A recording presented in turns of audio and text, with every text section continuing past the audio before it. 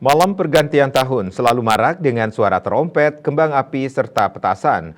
Namun dalam pergantian tahun ini, Satuan Polisi Pamong Praja Satpol PP Kota Denpasar menghimbau masyarakat agar tidak menyalakan kembang api, petasan, hingga lom-loman, terutama di kawasan pemukiman padat penduduk.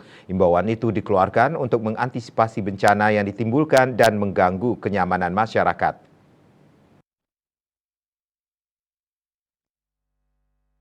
Kabid Ketertiban Umum dan Ketentraman Masyarakat Satpol PP Kota Denpasar Nyoman Sudarsano dikonfirmasi Kamis 28 Desember mengatakan dalam aturan penggunaan kembang api tidak ada larangan, namun penyalaan kembang api bisa dilakukan di ruang terbuka seperti lapangan dan pantai.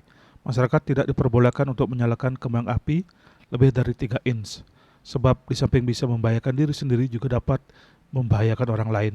Menurut Sudarsano, selain kembang api, juga antisipasi penggunaan mercon, sebab berkaca dari tahun sebelumnya, banyak korban terutama anak-anak yang terluka. Selain itu juga suara dari mercon dan kembang api sangat menimbulkan kebisingan.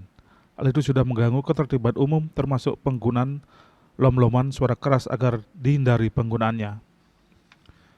Menurut Sudarsano, pihaknya saat pergantian tahun baru akan berjaga selama 24 jam, di mana untuk kawasan Muntik Siokan, pihaknya mengerahkan 20 personel dan catur muka 60 personel untuk nantinya mengawasi keamanan kota karena juga Pemkot Denpasar membuat acara melepas matahari.